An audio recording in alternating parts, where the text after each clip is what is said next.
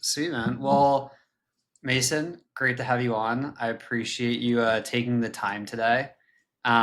So Of much cool course. stuff to talk about. We have, I think some highlights of this discussion are going to be about how modern fintech should be thinking about content. You guys are doing it exceptionally well with you know the video that went viral, all AI created, which I would love to dive into. Talk Mhm. about kind of what things are looking like now that you guys raised your Series B. And yeah, I think it's just really interesting how you guys are taking such a content led focus, at Slash. And I know that's kind of your background. So yeah, maybe we just start off and would love to hear a little bit about your background. I know video is kind of the core of what you do.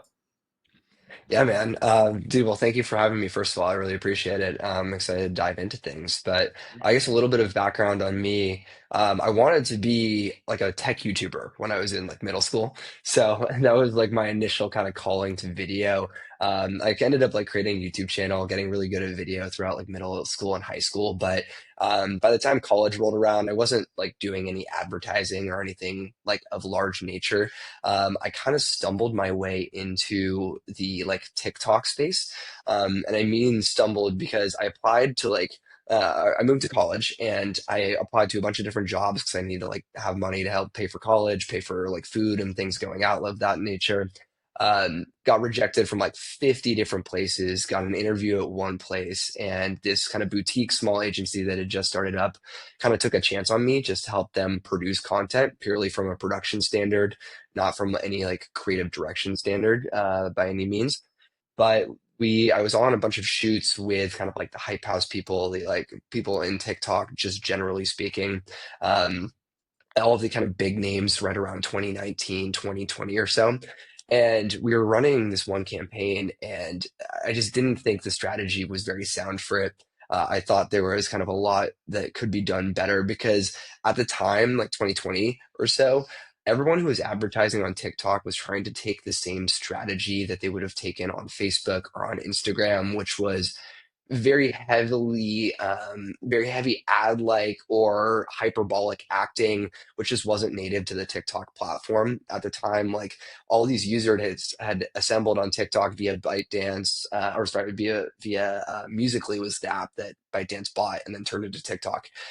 So it was like this very kind of natural dance focused or like a kind of natural talking head focused platform that seemed authentic. And so I told my bosses, I was like, this doesn't feel real to the platform. I would change kind of how we were framing this to the audience. And they actually took a chance on that. They did that, and this was like an earlier campaign for like an energy drink, and it actually went like crazy viral. Did insanely well, and so kind of from then on out, we were able to really move forward, and they trusted me to start taking on campaigns. So we did a bunch of stuff for Mattel. We did a bunch of stuff for a bunch of kind of random Fortune 500 companies. I helped build out a little bit of stuff with Barbie. Separately, actually, from this agency, I built out stuff with Hot Wheels a little bit. There was a bunch of different brands we worked for, but effectively, I kind of was able to help grow this agency because we were the first people to understand that, hey, you need to be native to this platform. Need to be very authentic, and really tune into like the voices or the ears that you are trying to attract, right? So that was kind of like a big initial win for me, I guess, in content space. We created a bunch of great content. Eventually, that agency tuned down a little bit. I think we didn't really utilize our first mover advantage as well as we could have. The biggest kind of mess up pivot that we had was we went very heavily into the crypto space and crypto advertising because again, this is like 2021, 2022 before the first major Bitcoin crash. And so crypto companies had just endless money to spend. And in our eyes, that was like great. You want, obviously, as an agency, you want the companies that have the most money to spend on advertisements. And so we kind of defined ourselves in this crypto niche, did a bunch of great content for a few big players there. And then the Bitcoin crash happened, and a bunch of our contracts basically just got canceled because I mean, they couldn't afford to pay them, and which is totally fine, right? It wasn't really their fault. It wasn't really our fault. It was a bit of a bummer, but after that, I kind of took all these learnings from the organic side of things because we had ventured into paid media a little bit, but we're very heavily focused on organic. And then I pivoted to the paid media space. So we did a little bit of brand building in paid media, and then I shifted industries doing lead generation on the paid side, so much more behind the scenes, not really brand focused, and spent a bunch of time there. And fast forward, I think, 2 years in like the paid media space, and now I'm here at Slash. Nice. Yeah, I think something that, I mean, it sounds like you've touched a lot of different aspects, and I think what is so valuable, especially if you're a content creator or, even starting out on like the film side, is kind of getting that more marketing and business side of education as well, because great content is only so good unless it's driving results. And I think you have 100%. to be able to sit on that back end and know the metrics that people are looking for to be able to produce better content initially anyway. Yeah, how did you get connected with the Slash team? Did you just apply or they see your content? Would that route go? I kind of had a few different connections. So one of my like best buddies from college, he actually is our head of growth here at Slash, and Hmm. he had kind of told me about Slash, and we'd actually been utilizing Slash cards at the like lead generation company or like the lead generation agency. Effectively, it was actually like inbuilt within a company, but it was a separate like marketing arm. So we had been using Slash cards for all of our ad spend because they just gave like the best cash back and it just made financial sense for us to utilize. So I'd actually utilized the Slash platform for a while, generating cards for all of our different ad accounts and things of that nature. I also had thrown parties with our CEO Victor during college, so that's kind of a funny little connection there. But Victor had helped us host like a few really fun things down in LA. We'd gone out for his birthday at one point, and yeah, so just built a little bit of friendship with Victor through that, and then obviously my best buddy Sean is helping us a ton. So we Yeah. had a ton of fun with that, and about a few months ago, the like lead generation agency just there was a few different changes in like technical policy with the Trump administration. It changed some of our business model and the outlook for it, which just wasn't like as great as I wanted it to be. And so I kind of looked to make it a little bit of a pivot, and the Slash team was looking for someone to help with the marketing, creative direction, and general content strategy. So it was kind of a perfect fit. God really had a plan at that point. Yeah, that's awesome. I mean, anytime someone can be a user of the product and then moving into actually helping with the marketing, it always goes better. Um, well, I'm glad that you made the pivot because you guys are Yeah. crushing it from the content front. And not enough of fintech companies are leveraging content to the degree that you guys are, and would love to know just kind of like over the evolution from the Musically to TikTok days to now doing content for a banking platform. Mhm. What are the similarities and what are the differences? How are you approaching kind of production for these kind of wildly different verticals? Yeah, it's a learning experience every day. I don't think we definitely have like a perfect formula cooked up yet, and but at the same time, I also don't think you can really like everyone kind of talks about utilizing like previously established like winning formats for content, and I think that's generally speaking a good idea. I think you're able to pull a lot from that. I had this video production teacher in high school, and he gave I think this like one line of advice that is the best piece of advice I've ever heard. It's everything is a remix. It's like no Hmm. matter what you're looking at content wise, everything that you see online is going to be pulling like an element from this, an element from Shakespeare, or an element from like some sort of content in the past and pushing it forward, right? So it's kind of taking those elements and remixing it into a new form that people find unique in some aspect. To back up a little bit for Slash, I think it's interesting to understand that up until we raised our Series B in March, we had not been doing any marketing. Like we had raised our Series B fully organically through our growth department, through personal connections, through conferences. Like we genuinely didn't spend a dollar on social media marketing. Our Instagram had two posts on it. They were our Series A and Series B funding announcements. Like there was just nothing out there. So it's kind of been interesting to join the team.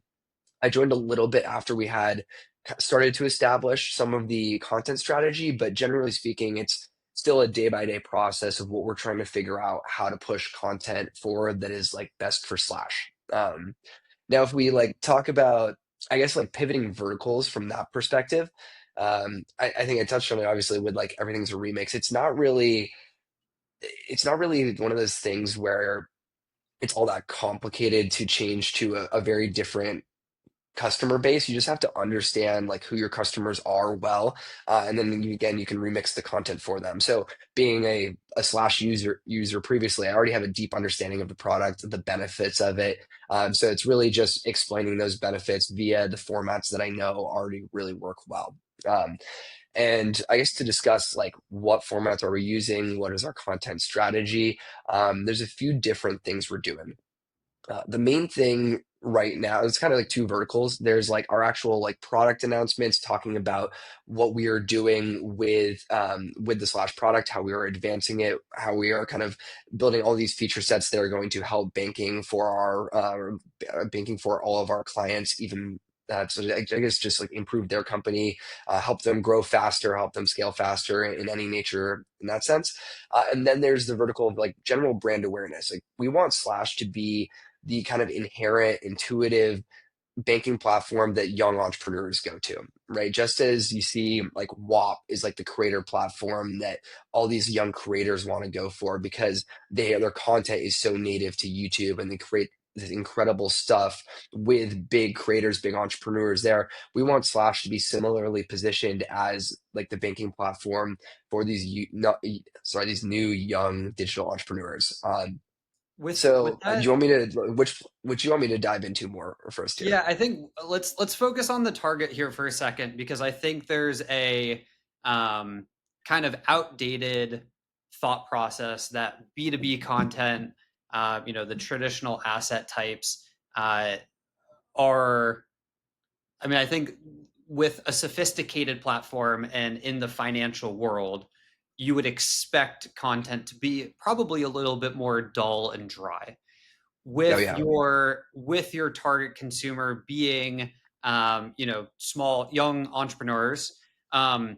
Does that change, or do you think that content overall is shifting and we have to adapt to the platforms or whatever it is? Like, do you subscribe to this boring mindset? I mean, I definitely don't subscribe to the boring mindset, right? I think you have that's a very interesting question, right? Is it that we have to focus more towards like this young demographic that we're really going after, or is it changing as a whole for business? I think it's a little bit of both. I think okay, so I'm just gonna like pull back here for a little bit of an example, right? Like a friend of mine described this morning, so I love this analogy. But Ferrari is like they are the supercar brand of history, right? Everyone who's old buys a Ferrari, and that's all great and all.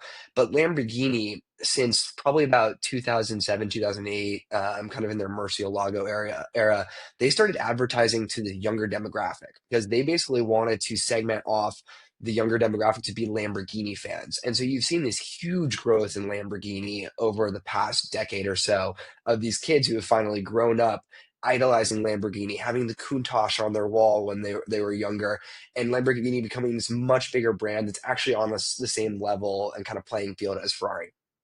Um, so I think similarly with Slash, right, we do definitely want to target this younger demo with their style of content. But to your point, is content shifting there in general? I think yes, and and I think there's two reasons for that. A, because this younger demo, again, they like to be spoken to very authentically. They don't like to be lied to. They're very native to the internet, right? Like I grew up on an iPhone, an iPad. I don't even remember a time in my life when I didn't have an iPhone nearby. That just like wasn't a thing within my lifetime. And I Yeah. think that's very similar to a lot of these younger kids. And as such, they've grown that native ability to see an ad, hear it immediately, and be like, "Oh, I'm not going to care about this. I'm not going to pay attention to this." So you have to be authentic. You have to really just demonstrate the actual product value. And you have to be interesting and maybe funny to them. I think funny or interesting is kind of like the line that you have to ride there. Probably a little bit of both if possible. Um, and for that that authenticity, and then again entertainment value also extends to the older generation, right? Because the older generation, yes, they might be more trusting of an ad that is a little bit more mundane, a little bit more boring, but they're also, if say they're on LinkedIn, right? Like if they're on LinkedIn and they see a super strong hook that's a little bit shocking, they're much more apt to read that than they are any of their like 50-year-old, 60-year-old, 70-year-old business partners mundane posts that are just kind of talking about the product. So I think it totally is a best of both worlds nature. You by targeting this younger demographic, the content that works for them generally also ends up drawing in this older demo, these people that have been in the business world for 10, 20, 30, 40, 50 years. It's really a benefit on both sides. Yeah. And I think you brought up a good point there, and it makes total sense. I think it's just the nature of like grabbing attention. You have to do something that is, unexpected or has a little bit more entertainment value. And all good content, you can generally categorize into either educational or entertainment. Like there's Mhm. nuances of both. How do you guys think about that? How are you, with developing your content strategy, how are you navigating how much you go educational versus how much you go entertainment value? It's interesting. Oh, well, lights just went off in here. Whoopsie. Yeah, so as far as like we actually haven't ventured too much into educational. Admittedly, we obviously do. So we're a very fast moving team. Our engineers just crush, and so we have like new products basically every single week to launch for our customers. And so we do product feature kind of animations every week that show how to actually utilize the feature. But that's more so just to like again showcase to our existing customer base like what is going on the platform so they can understand. We're not really trying to have a viral approach or really take on new customers with that specifically. It's definitely something I think we want to venture into a little bit more. We definitely want to probably focus some YouTube content around educating people about the banking space, about kind of cashback rewards, how a lot of different firms will have contingencies tied to their cash back. They'll have all these little written disclosures kind of down below. There's so much trickery that goes on in the industry that we definitely want to kind of make a larger audience aware of. And that's something we have definitely on the roadmap. But for as far as recently, it's really been an entertainment focus because the shock factor, the entertainment is what brings the most amount of eyes to our platform. It gets people discussing because even if there is a little bit of like negative feedback, and I know we'll go into this like AI ad that I created last week that went pretty viral, but I got tons of comments on my post about it that were just like, "Oh, it looks terrible." Oh, like people kind of making fun of it or saying that basically critiquing it in some sort of manner. Yeah. But by critiquing it, you're engaging, right? And you're starting a conversation. Then people respond to them like, "No, I actually liked it," or there maybe there's an interesting aspect to it. And then again, people are like, "Okay, wait." Why are these guys like making this kind of crazy content? Who are they? And they'll dig in a little bit deeper. So we've been very heavily focused. Sorry, long-winded answer, but to answer your question, we've been very heavily focused on the entertainment value over educational. And when we do decide to break into educational, we want to do it in a way that is also bringing that sort of shock factor or entertainment value to the education side. So again, we're informing the user without actually detracting from the quality of the content. And I think there's a really interesting opportunity that you guys have as well, and something that you touched on was educating users about kind of what other legacy providers do and the Mhm. trickery, as you refer to it. Um, Being able to educate them in an entertaining way. I think that's the Oh key yeah. to it all is super top of funnel, keep it entertainment, keep it very fun. I think there's a few other companies in the space kind of doing things similarly. You guys have done it very well with this AI video. And then once you draw people in, then educate them. And especially as you're targeting these younger entrepreneurs, this type of asset very much resonates with them. 100%.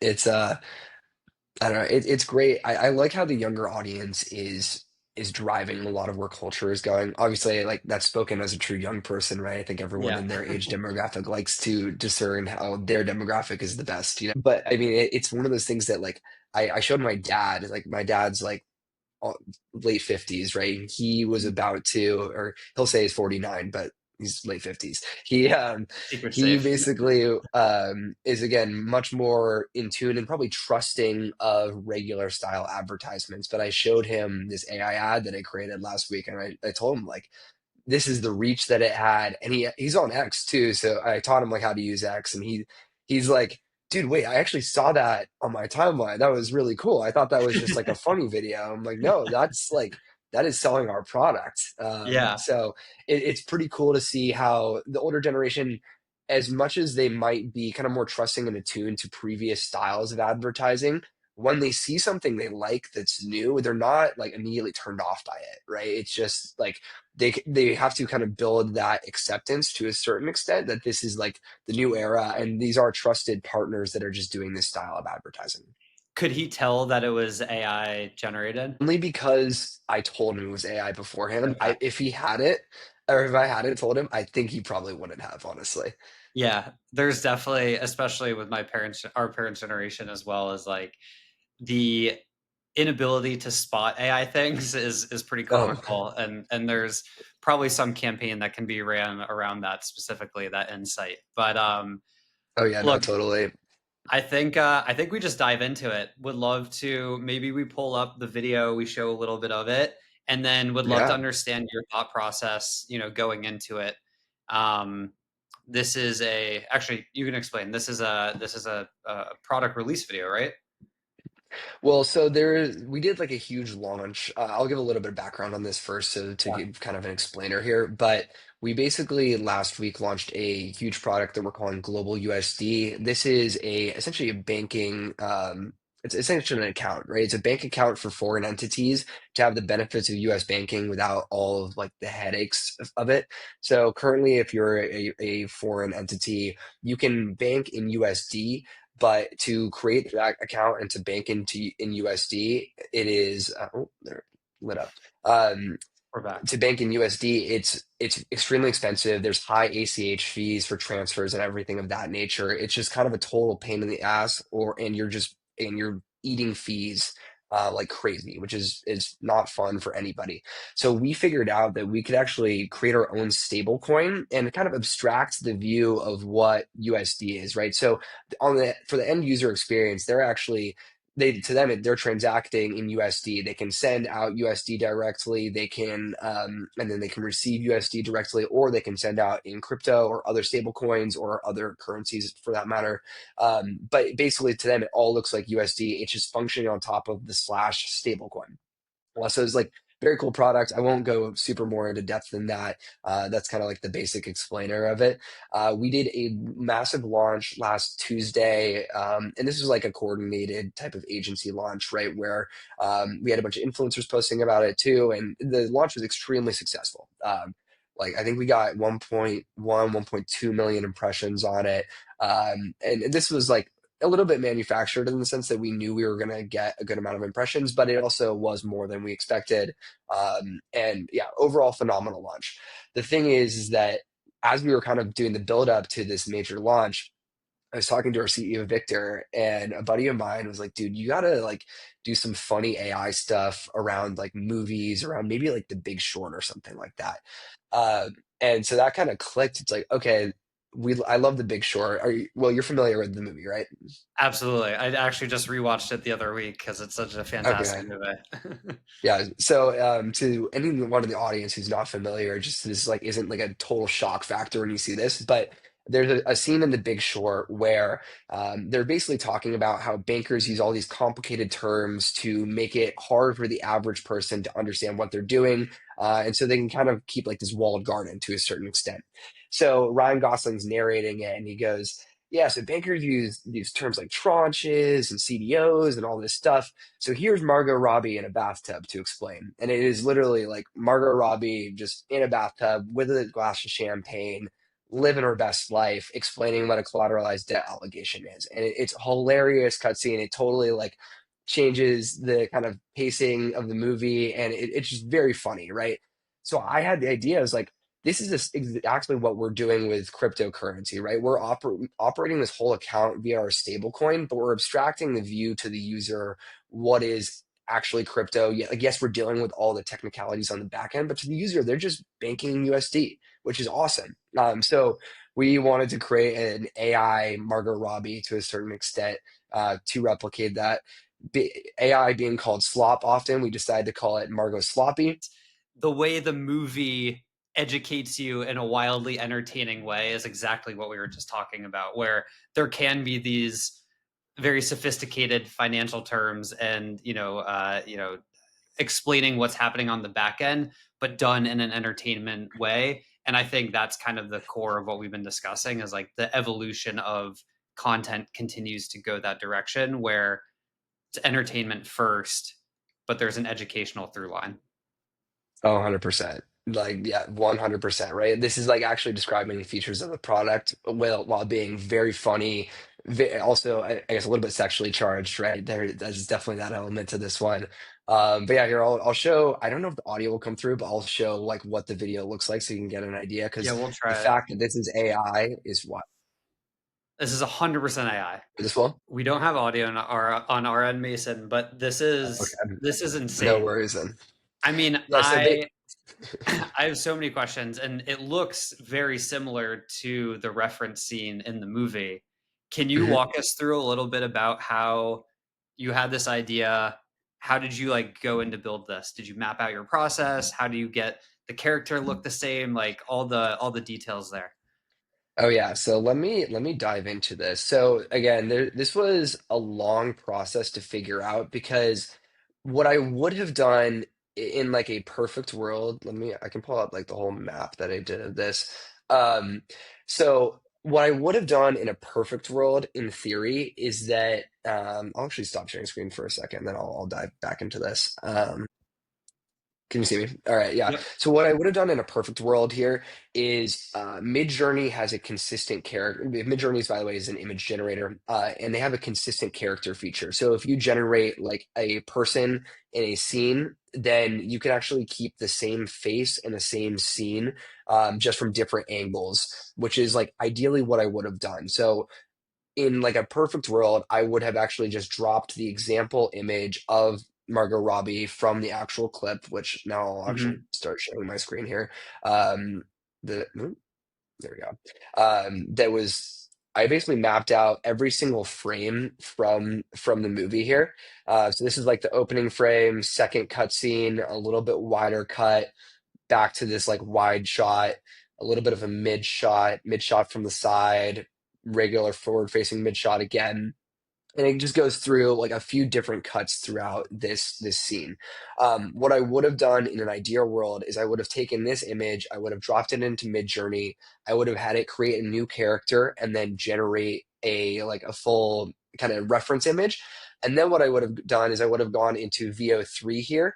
And in VO, you can actually use a frame to video for generation, right? So you can actually see in my history here what I tried to do initially with the project is I think this was the initial image that I used. And what I wanted to do was just say, basically, she says, hey, this is slash, right? This is just like a little example clip.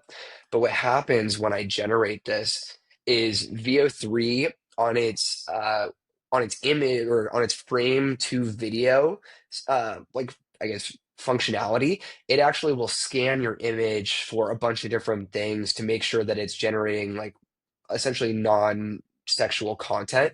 And so Mm. around 15 to 30% here, it'll crap out and say, hey, this prompt might violate our policies about generating sexual content. Please try a different prompt or use a different frame. So no matter how many like different ways I tried it, I tried putting like a shirt on the girl in the bathtub. I tried doing a bunch of different things of that nature. It just would not work. And so I had to So go out about it a different way. Okay, so I just want to clarify. This is the workflow that you were trying to recreate was get a reference image, get those shots from Midjourney, and then drop them into VO, which would Yep, work, but just given the subject matter, it wasn't it able did to not. translate that. 100%. Yeah. Like Okay, if I'm any AI video that I'm doing in the future that is not that does not have like any sort of the nudity or bathtub. stuff like this, like Yeah. right, it it would that is like the methodology that I would go to create it because that's going to create a more consistent character. That being said, there's I guess like two small downsides. Obviously, this downside where some things it just will not generate. And the second downside is when you use frame to video generation, it does lose a little bit of detail, a little bit of quality. So VO3, again, it'll pull from the frame, but when it recognizes a face or anything, sometimes the hairs will get a little bit smoothed over. It just doesn't look quite as good if you do regular prompting. So when it comes to regular prompting, there's these things called JSON prompts, which in like colloquial terms is like AI's native language. So Hmm. just as you and I speak in English probably best, AI speaks best in JSON prompts. So if you're able to feed it like a very detailed JSON prompt, that is the best way to get the best outputs.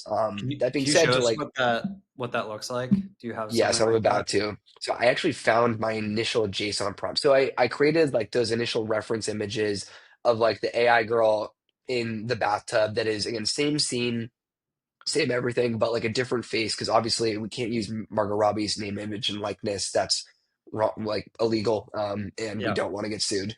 So I created kind of the new scene, and what I did is I dropped this image into ChatGPT and I said like I want to create a JSON file for this image, include detailed description, location, setting, bathtub, and character. And so it prompted out this. So it looks like code, but this is what a JSON prompt is. And admittedly, this one didn't really work. Like I could generate this right now, actually, if we want to just see what it creates. This is let me see a text to video. Like I'll show you what it creates, but it's not accurate to the scene. It doesn't specifically specify the character well enough. Like you'll get probably a somewhat accurate looking character from this, but the big issue is that then when you go to like the next scene from a different camera angle, if you use the exact same prompt for the character, it's not gonna make the face look the same. The hair is gonna be a little bit different. Maybe she has a different earring. And so what I figured out with just dialing in these prompts, basically, I would give it tons of feedback.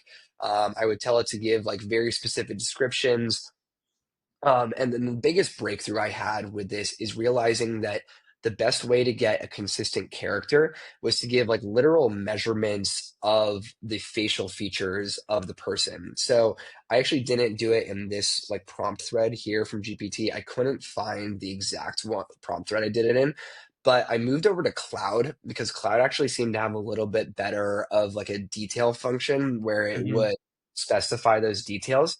So if you actually look in this prompt here, let me pull up like the character herself, right? So nose, slim, straight, 4 centimeters long with 5-degree upturn. Eyes, large almond, 3 centimeters by 1.5 centimeters, pale blue with the exact color code. 1 millimeter dark limbal rings, 12 millimeter black lashes, 5 millimeter wings liner. Like there Wow. is extreme level of detail that is necessary to get the same output if you do this correctly. And so And did I, you sorry, sorry, go. did you have to specify those measurements, or was it able to did you load in an image and then ask it to extract that? Like what's the process of creating that JSON prompt? Yeah, so a little bit of both. I started to get most of it. I started with just loading in an image and getting a baseline. That's what I would suggest doing, right? The fastest workflow for this is upload an image, have it do that level of deep detail, and like to both cloud and GPT, whatever you're using, you have to specify like not just say, hey, be hyper detailed. You have to say, no, no, I need the millimeters of this measurement, of this measurement, of this measurement, and that measurement.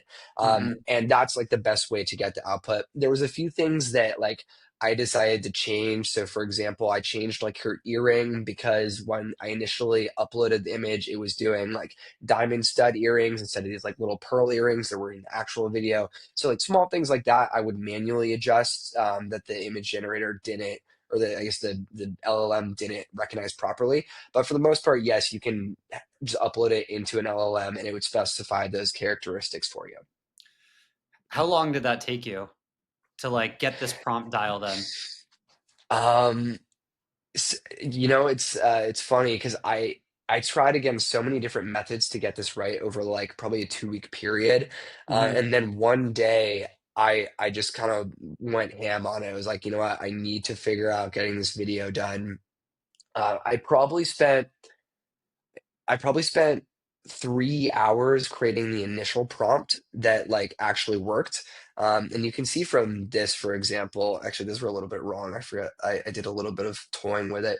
Um, let's see. So from here on out, you can see all these characters are super consistent. Like there's obviously a margin of variation that you're just not going to be able to get perfect. But generally speaking, you do 4 to 8 generations per prompt, and you're going to get two out of those, like 1 to 2 out of those 8 that looks dead on to the character that you need. Yeah, and the biggest thing is like once you dial the character is actually the easier part, which is funny to say. It's like, yes, I spent 3 hours getting the character like perfectly dialed in.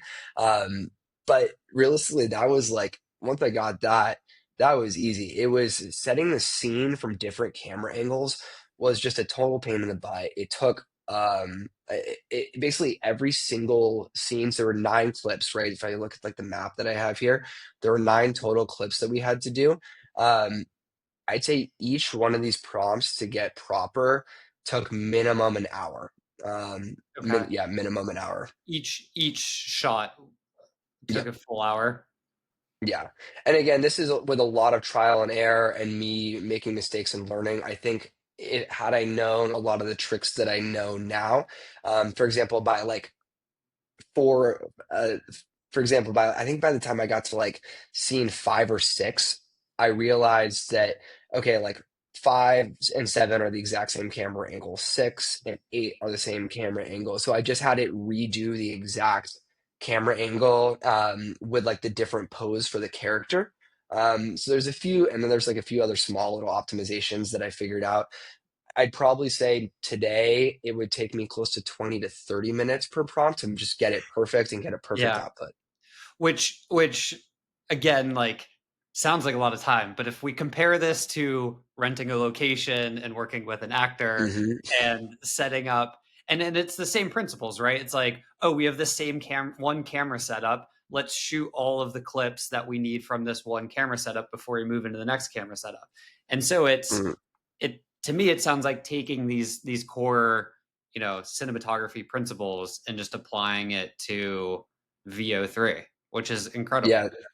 So literally on that note, I actually tweeted this out the other day, which got like an insane amount of engagement. But I talked about the actual cost breakdown of this, right? Because you're totally right. If you were to go and shoot this in a location, it would be insane. And it's funny, we actually discussed that. That was like one of the things we discussed was okay, do we spend like 500K on Sydney Sweeney and then get a location and do this for real, right? Which would be Yeah, super funny. And that arguably probably would have gone more viral. If we had done obviously it's like a regular actress, it's still probably in the range of, I'd say minimum between like 2 to 5 grand, more realistically between 5 to 10 grand if you did it properly. yeah, Luckily, we obviously have like all the camera equipment to do it in house to a certain extent, but again, that's 5 to 10 grand for a normal video like this. We spent $235.60 on this video. Like that is wild, all we spent, which is wild. nuts. Yeah, And I tweeted this when it was at 250,000 impressions. We ended up getting, that's actually, let's see where it's at right now. It's at 1 million views straight up right now. So at incredible, this cost, it's effectively $0.002 per impression, which is crazy. insane. Yeah, I mean, just being able, and it seemed like you were kind of learning on the fly for this one. Like, I'm sure Yeah. you'd experimented, but it seemed like your first time putting together a full commercial, which there's obviously some learning curve, but being able to have that in your tool belt is so incredible. And I know for any kind of product or feature release, video is obviously becoming so much more important for everything that anyone does, Mhm. or any type of content. Having the skill set to be able to generate, a perfectly matched video, is insanely valuable for any of the future production that you guys do. Oh no, like 100%. And it's one of those things too that um like I was kind of talking to our CEO for a week. He loves content. Like it's his favorite thing to discuss content and dive into it. And so I was discussing with him like, dude, we got these AI videos. He's like, yeah, I know, like they're super cool, but like what would we do, you know? And after obviously we did this and it just crushed, he's like, all right, dude, I want AI videos every week. Let's do something Yeah. new, something crazy. So we did like a brainstorming session on Monday and have a bunch of really fun stuff coming up. So stay tuned to the slash X and LinkedIn for that. But yeah, it's totally one of those things that now that I've learned all like through the hard way how to do all this, it is going to be so easy to create all of these kind of next projects. Because it's funny because like obviously I think I told you I was like trying to toy around with this for probably 2 weeks before this actual launch happened, and then before we wanted to do this Margot Robbie video, and just couldn't get it right. And so Mhm. the Thursday before, so we were wanted to. Again, I told our CEO Victor, "Hey, we want to get this. We should do this like Margot Robbie video. Let's post it like the Friday after the launch. That'd be like a fun day to post it. It's Friday, everyone's chilled out. Like great day to post it." And we get to Thursday of that week, and I'm just like, I don't think I'm going to get it done. I haven't figured out this like breakthrough on getting character consistency. And I told him that. He's like, dude, you can figure it out. Like, you have a pretty much free day today. Like, just figure it out. And I was in the office till 5 a.m., but I did get it done. And it Yeah. obviously was well worth it. Yeah. So now it's like, again, I turned this around in effectively 18 hours. If with a week to plan this out and with the learnings that I currently have, I'm sure I can make it twice as good in probably half the time, which is Yeah. awesome.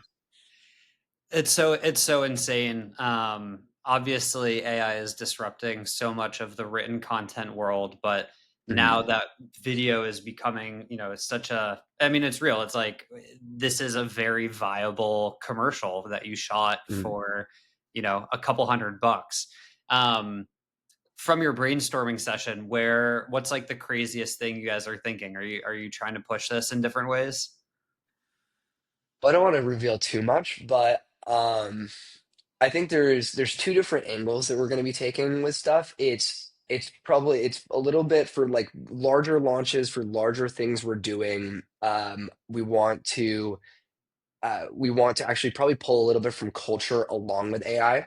Like for Hmm. example, with WAP and with Kalshi, what they've also were kind of the two other big players that have done really great AI ads that have gone viral on X. Otherwise, I haven't really seen anybody that's done it successfully than us Yeah. three. Um, those two, the things they did really well is they pulled from culture. So WAP's GTA video, we got Beachy Nord. Like, I actually got to see that video ahead of time, which was like such a cool experience. I learned a lot from him, just chatting with him over DMs about how to do JSON prompting, things of that nature. Excuse me. They pulled from GTA, right? Like that's a cultural thing that was relevant to a lot of people, a lot of their demographic that worked really well. Hmm. Similarly, Kalshi, like again, pulled from just large elements of history. So that's, I guess, a little bit less specific to the demographic, but still fun for like betting in that nature. And then us, obviously, we're a fintech firm. So pulling from The Big Short and movies about money is pretty fun. Yeah. I will reveal one idea that we had that I'm hopefully going to execute on by next week. So hopefully, I mean, hopefully no one's able to do this before I am. But have you seen Ocean's 11? Yeah, of course. So there's a really they have a great opening sequence where it's like revealing the team, like everyone they're all kind of in their like individual locations. Like the two twins are in Utah and they're racing the trucks and like it's just really funny. And so I actually want to recreate that with a lot of our like team members' faces on the Mm. characters and then use Mhm. that as like a hiring ads. Like we're assembling a team slash.com/careers. Yes. So that's Yeah. something I want to generate. That's hopefully coming out next week. I won't reveal any other specific ideas about from that, but I will say the other angle that we're taking besides like the culture play is going to be like a skit style play. So whenever we have like specific product features that are very useful to regular businesses, and we have a few ideas for some really awesome skits that will like in a very entertaining, very funny way show off how, like for example, we have a feature called merchant locks on our cards. So Hmm. basically, say you have a trucking company and you issue a card to your truckers to spend on gas and they can get some like food from the gas station or things like that, right? Well, they'll be able to purchase at Shell, at whatever gas station, and transact. If they try to use it on anything else, like say they try to go to like a nicer restaurant out on the road or whatever else it is, the card just won't even work. It won't Yeah. authorize the transaction. So that's a feature that, um, and specifically in the trucking scenario, I'm going to be making a fun video on that'll launch next week as well, or maybe end of this week. We'll see if I can get it done fast enough. And that But will yeah, be so purely AI.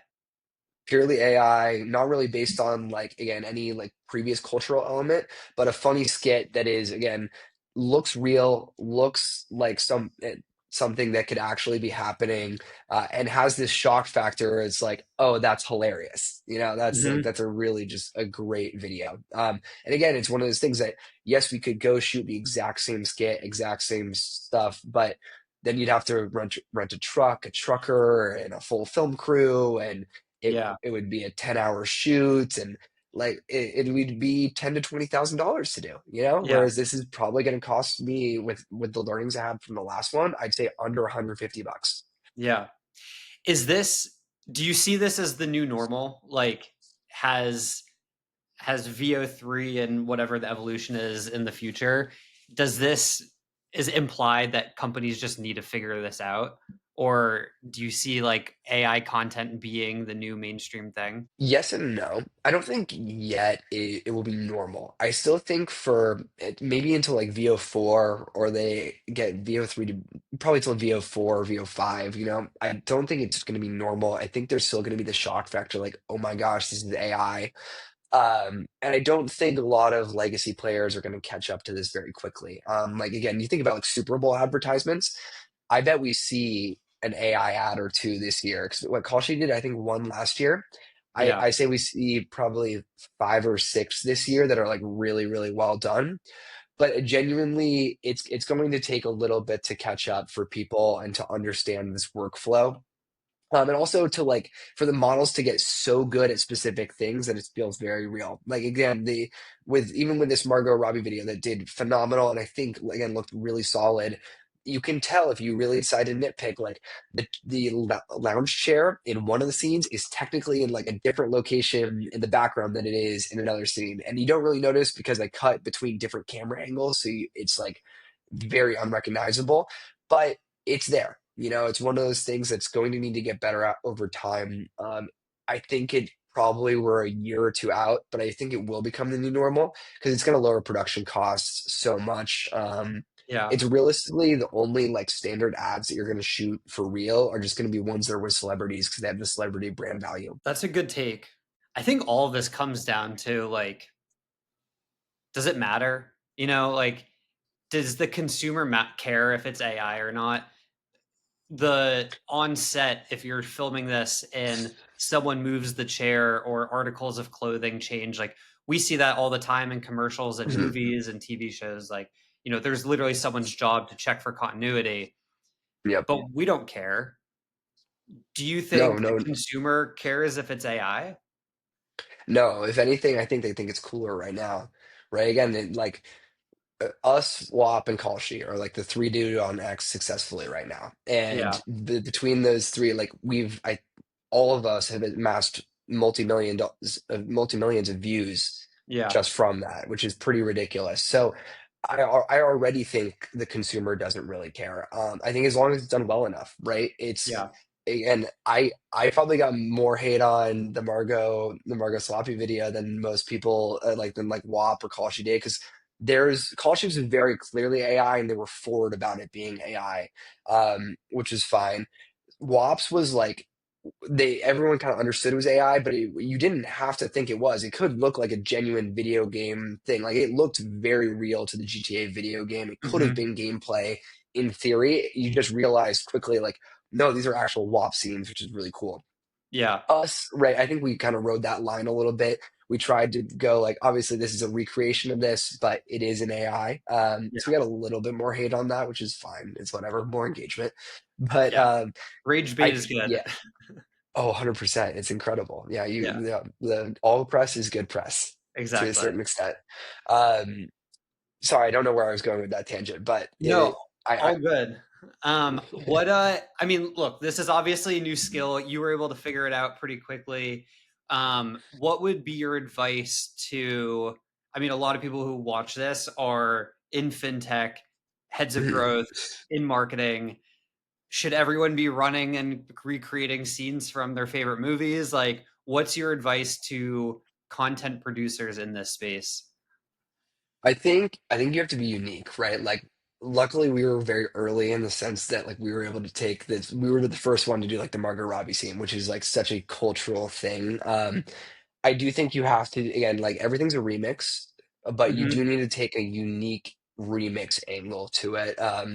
As you could probably recreate another good movie scene. Yes, I would say the better route right now is going to be doing like original skits, original videos. I think more in the realm of what Kalshi's doing and what we're going to be starting to post next week, is where the best content will do, because again, it's going to be content that it doesn't look like AI, or like doesn't really look like AI, but is AI and is really just telling a good story. At the end of the day, it's just being a good storyteller. Like, yes, you Yeah. can profit a little bit off of like the back of other cultural icons, other movies, and things of that nature. Um, but I think putting twists on that is always really good, and yeah, putting twists on that is always really good, and then also putting like your kind of own narrative into it's going to be important. I don't want to say like don't do other movie scenes, because you can totally be successful with that, and obviously like I'm still planning to do another video with that, which I just described, like Ocean's 11. But there is definitely like, I think there's going to be a little bit of an exhaustion pretty quickly when it comes to like just movie scene references. I basically foresee, I think over the next 2, 3 months, we're going to see 10, 20, 30 firms that are pretty big do ads very similar to ours. That Yeah. is, again, pulling from culture, changing it to be AI, fitting their product in. And I think we're going to see content exhaustion from it. If you can get in literally in the next month, I'd say go for it. Do If you're you, going to be thinking about like a more of a strategy that is consistent, I would say original storytelling is always what it comes down to. It's literally just going to be like what you're doing already with content creators, but just bringing it into the AI world, and you're going to get the shock factor from it just being AI, which is lovely. yeah. Do you guys ever discuss or worry about like distrust or kind of having a disconnect between you and your customer? I don't not we discussed it. I don't think that's really an issue for us. We also have a very tight relationship with all of our customers right now, so we don't even Mhm. have like a self-serve process for onboarding to Slash. Like you have to have an invite, and or be kind of like reached out or contacted by our sales team. So all of our sales team has like a direct relationship with every single customer. Yeah. So I don't think that's an issue for us right now. It's definitely something we talked about when creating the videos. Like, do we want to make it like an AI or whatever? And the biggest thing I sold my CEO on was like, look, Victor, dude, as long as it's good enough, like as long as it is like quality enough, people won't care.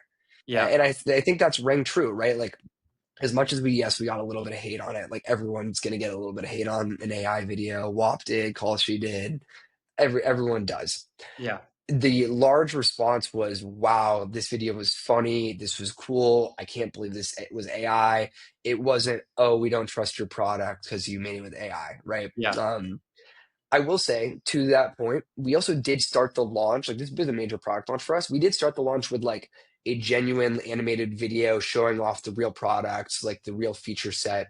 So that probably helped a little bit here. If you're doing like a big launch that is purely AI, there might be something to lend that maybe you want to build out the Twitter thread, the LinkedIn post with also media that is showing what you're doing in a very real fashion. Again, also your product has to fit the AI video properly. So Yeah. um, I would say generally no, though. I think the consumer trust is there as long as it's done to a quality extent. Yeah. I think most customers will be able to mentally classify this as entertainment Yeah, versus, something that rubs them the wrong way. no, We 100%. did get a question in from someone watching live, which is always nice to see. Any Sweet. recommendation on YouTube tutorials about learning how to JSON? Dude, there's nothing on YouTube. I'm not gonna lie. Because yeah, I'm actually, I'm not to like self promo here, but I'm actually putting together a WAP course on this right now with all my learnings from it. So I will actually be hopefully putting that up on my X by Friday is ideal. That's probably when I want to get it done by. Cool. Um, so I will actually be like launching a guide to how I did this. As far as YouTube, though, I would actually not scrape YouTube. I would really scrape X. Beechinor, Beechinor at WAP.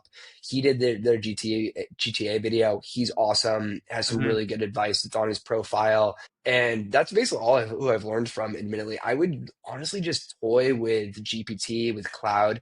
The best thing that I've found as far as like fine tuning goes is literally just verbally talking to it. I'm Mm. a person that's better communicating, just talking instead of typing it out, you know? Yeah. So I'll go on a long yap ramble for 10, 15 minutes to GPT about, hey, this element of this scene isn't right. I want this candle placed on the right side of the tub, or this angle was shot from the wrong side, whatever it may be when you're doing your prompting.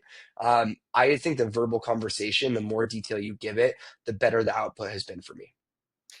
Very cool. Yeah, I think I've played around with JSON prompting a little bit as well, and I think just using Claude and asking it to make it into a JSON context, Mhm. it will be able to do that. And maybe by the time this video goes up, your thread will be posted live, and I can add it to the description so Yep. everyone can click through on there. Um, Before we wrap, Mason, love to know what AI tech or AI tools you're using right now other than VO3. What are the things you're using? Oh, dude. Okay. Midjourney for image generation, Midjourney is by far and away the best. Like GPT is probably a little bit with like better with text, but like unless you're doing just terrible lead gen ads, I would 100% be using Midjourney for your baseline images. The stuff you can create with SREFs is phenomenal. I think Cloud is the best for JSON prompting, Hmm. as far as I found.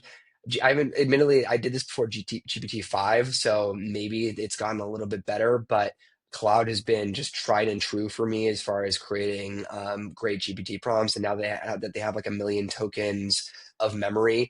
I think it's going to be even better when you're doing super long threads, creating like a full video series, Yeah. and remembering again the scene details, the color, the lighting, all of that.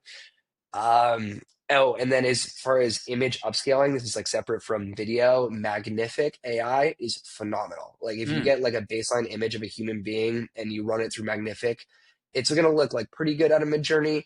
You run it through Magnific, you don't know that it's not a real person. So those are my big few right now. that's awesome. I appreciate it. Any parting words with the audience you want to send anyone with? I mean, yeah, well, thank you guys for listening. I really appreciate it. If you guys want better banking for your business, definitely check out Slash. We genuinely actually do have a great product. Not trying to be the sales guy, but I think we're building some amazing stuff here, and the team's been crushing it recently. But yeah, no, Will, thank you so much for having me, man. That's pretty much it from my end. Yeah, if nothing else, some entertaining Margot Robbie inspired content, which is always worth Exactly. subscribing to. No, thank Dude, you, you gotta follow Mason. this guy. Yeah, this is super hopeful. Hopefully, we can get you on in a few months once like VO5 is out, and we can see the evolution of this as well. Incredible. Awesome. Well, Will, I appreciate you having me. It was great. Yeah, thanks, Mason. I'll talk to you later. Bye. All right, bye.